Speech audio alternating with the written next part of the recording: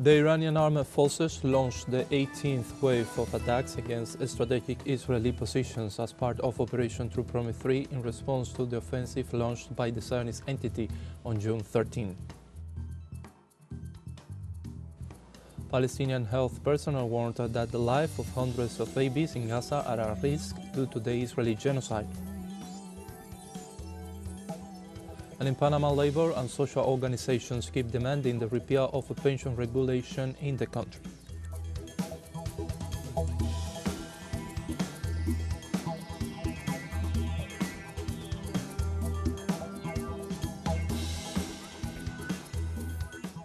Hello and welcome to From the South, from the headquarters of teleSUR English in Havana, Cuba. My name is Pablo Micheliche. We begin with the news. Stay with us.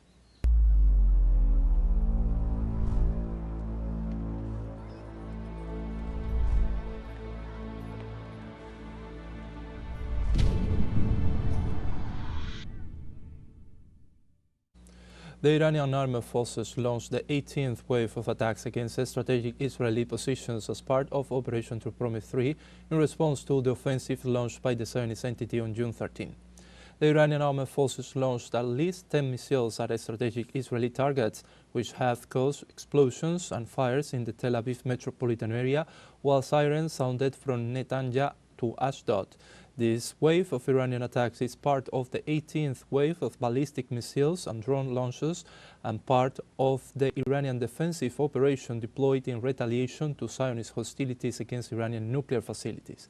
The Iranian response is focused on military and industrial targets in Tel Aviv, Haifa and other Israeli cities, while for the part Iranian air defenses successfully intercept Israeli targets in the skies over Tehran and Isfahan.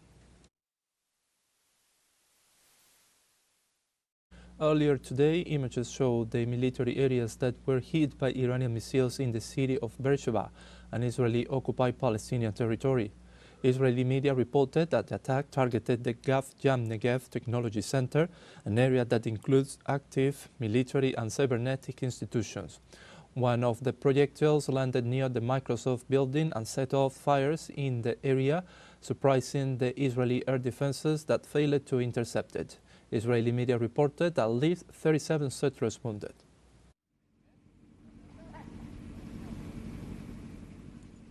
Thousands of Yemenis took to the streets of the country's major cities to demonstrate in solidarity with Iran and Palestine.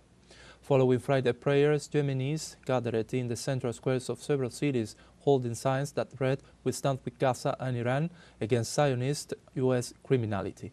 The demonstrators recognized the effectiveness of Iran's military operations. They described these operations as a justified response to the actions of the Zionist regime of Israel. Yemenis also insist on boycotting U.S. and Israeli products to confront the regional enemy. In this context, Beirut citizens have joined the call to condemn and reject the aggression of the Israeli occupation forces against Iran.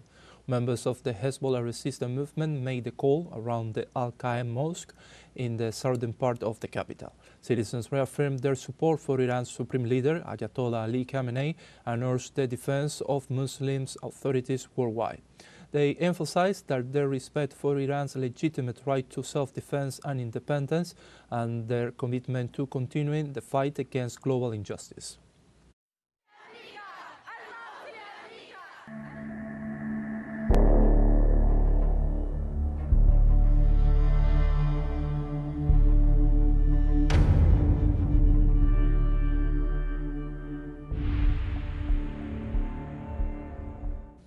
Medical personnel in Palestine announced that the health catastrophe caused by Israel threatens the life of hundreds of babies due to the lack of supplies. Doctors at the Nasser Care Center warned that dozens of premature babies and newborns are between life and death because the necessary supplements are not available. The health workers warned that they could be forced to replace formula with intravenous solutions, which could pose serious risks to the infant's health. In this regard, they condemned the actions of the Israeli army, which has been blocking the border crossings of the territory for the past 4 months.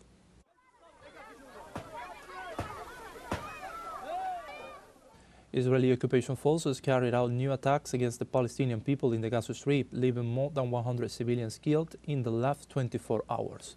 Israeli warplanes attacked the city of Khan Yunis as part of the genocidal escalation that have perpetrated against the Palestinian people for more than 20 consecutive months, and which has claimed the life of more than 55,000 Palestinians.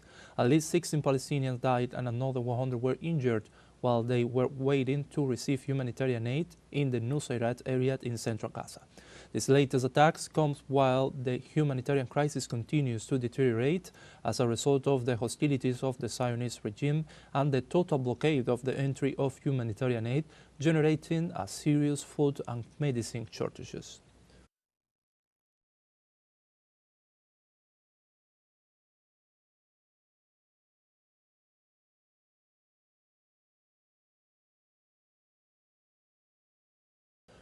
And protesters gathered Friday in downtown Madrid to show solidarity for Palestinians in Gaza and to call for peace. The demonstration was called by social organizations, trade unions, and universities to demand a boycott against Israel and an end to relations with the Zionist state. The protesters chanted pro-Palestine slogans and held signs calling for an immediate ceasefire in the Gaza Strip, as well as an end to Zionism and racism.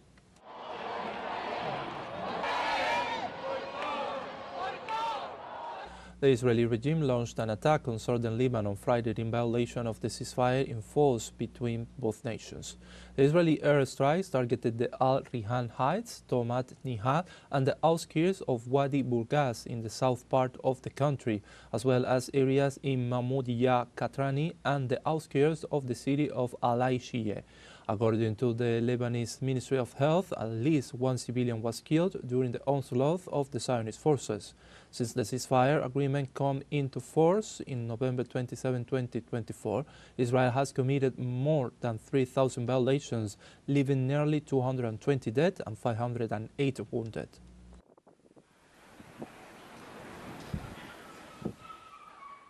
And now we have a short break coming up, but first remember you can join us on TikTok at teleSUR English, where you will find news in different formats, news updates and much more. We will be right back, stay with us.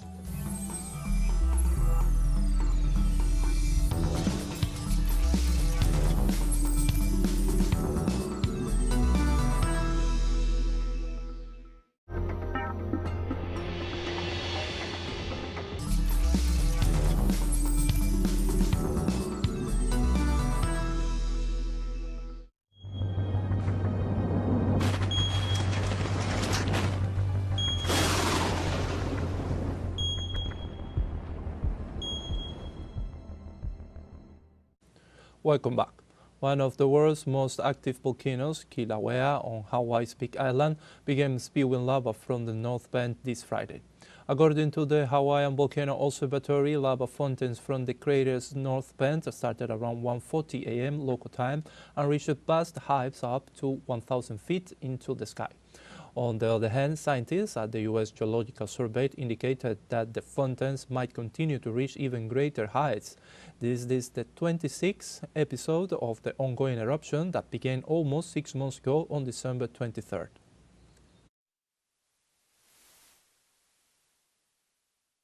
At least 2 deaths have been confirmed in Mexico after Hurricane Eric doused the region.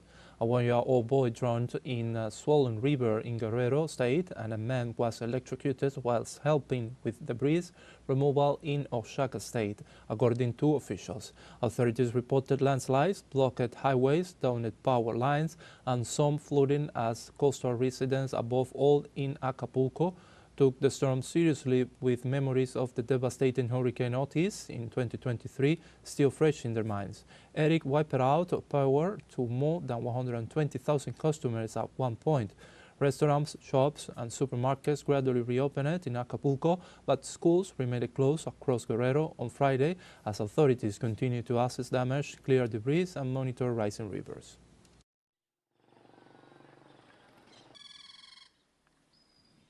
We move on to other topics. The United States Appeals Court ruled in favor of President Donald Trump Friday, granting him control of the National Guard in the state of California.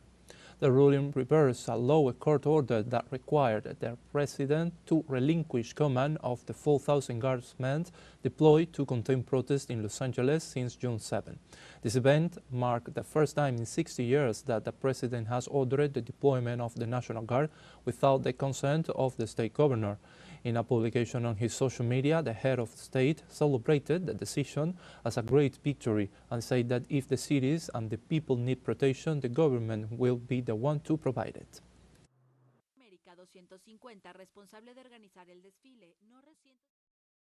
Also in the United States, the immigration raids promoted by President Donald Trump are already beginning to be felt in that country's economy. From New York, our correspondent Henry Camelo tells us more.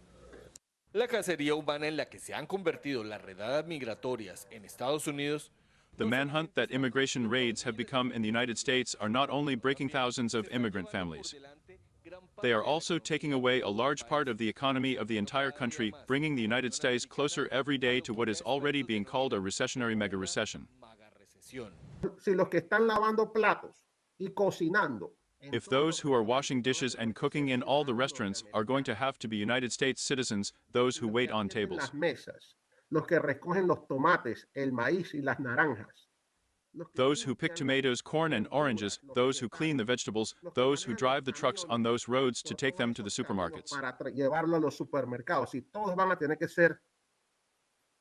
If they are all going to have to be United States citizens, they will not be able to continue paying them the very low amounts they are paying the immigrants. They did not think about that. No one is going to win in this. Eso no lo pensaron. Nadie va a ganar en eso.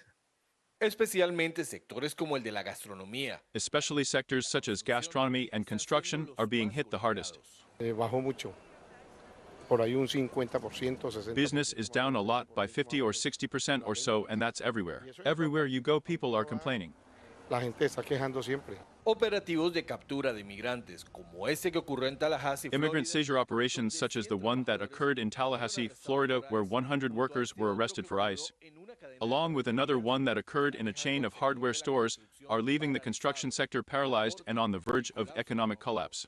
Nos encontramos en una de las tiendas de la cadena Home Depot. We found ourselves in one of the stores of the Home Depot chain, which are the warehouses that sell construction materials.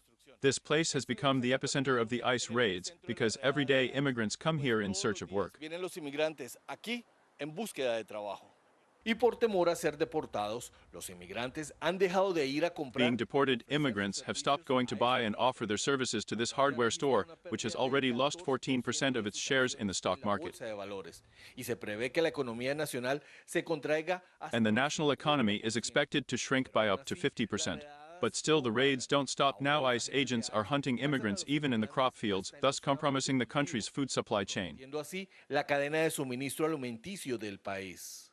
Estados Unidos tiene una escasez de empleados y si tú The United States has a shortage of employees, and if you eliminate 5 million, 10 million, 15 million, 20 million immigrant workers who have no documentation in the United States, and you have nothing to replace them with, there is going to be a very high inflation. Va a haber una inflación muy alta. Nos vienen unos cuantos años bien fuertes. We have a few strong years ahead of us of not only deporting many good people that are in this country. Muchas personas buenas que están en este país, pero de que va a afectar. But what is going to affect the economy in these next 3 years, I am really afraid that we are going to have a recession in financial terms. De que vamos a tener una recesión en términos financieros.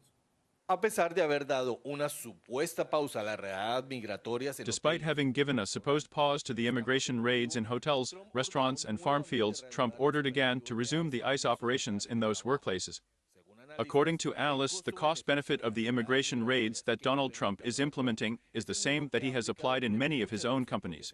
Many of them have ended up bankrupt. Han terminado en bancarrota. Pablo Daniel Ho y Henry Camelo, TeleSUR, Nueva York. And we have a second short break coming up before we invite you to visit our Facebook page at teleSUR English. There you will be able to watch our top stories, special live coverage, and much more. Follow our page and activate the notification button to stay up to date on the world's most recent events. Financial break, don't go away.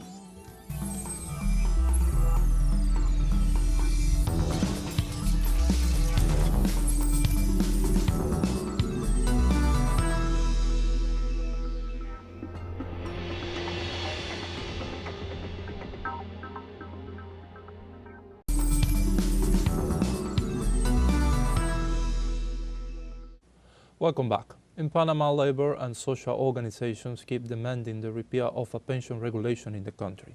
Trade unions stated that the march will start from Urraca Park in Panama City to Cinco de Mayo Square in the vicinity of the National Assembly, where they will present their claims. Demonstrators will also reject an agreement signed between the Molino government and the United States that allows the establishment of military bases and the entry of troops from that country. They further labeled the agreement as harmful to national sovereignty.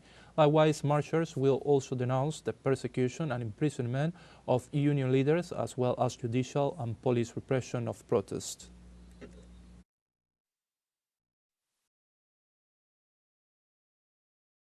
The Dominican Republic began construction of the second phase of the border wall with Haiti this Friday in a ceremony led by the Minister of the Presidency and Defense in the province of Dajabon.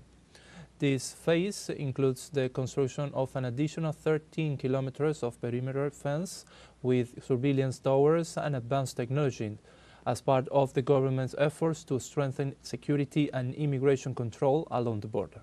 The project, which eventually seeks to cover approximately 170 kilometers of the dividing line, responds to the growing concerns about illegal trafficking and instability in Haiti. Dominican authorities emphasize that the project is key to protecting national sovereignty and combating border crime amid an increase in deportations and undocumented Haitians and the humanitarian crisis in the neighboring country.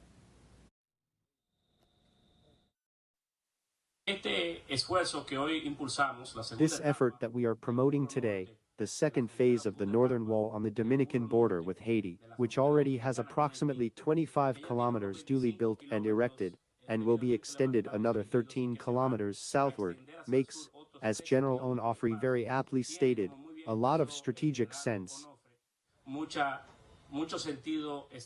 Former President Christina Fernandez, the Kishners, announced that the court intends to apply against her a totally arbitrary exclusion regime regarding the visits she can receive at her home. The former president is only allowed to receive visits prior list from her immediate family, her lawyers, and her doctors. The rest of the people must submit a request to the court and then wait for authorization. In this regard, the defense attorneys filed an appeal before the court, arguing that those serving a sentence in a private home may carry out all activities that are not prohibited by law, questioning the lack of explanation as to the purpose of requiring prior authorization for the meetings. They also emphasized that the intention of the President of Brazil, Luis Inácio Lula da Silva, to meet with the former president should not be subject to prior judicial authorization.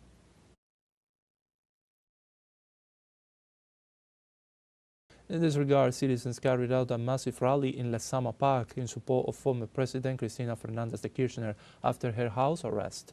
Also, in a recorded message, the former president criticized Patricia Bullrich and called for unity, in addition to urging the militancy that supports her not to go to the surroundings of her home.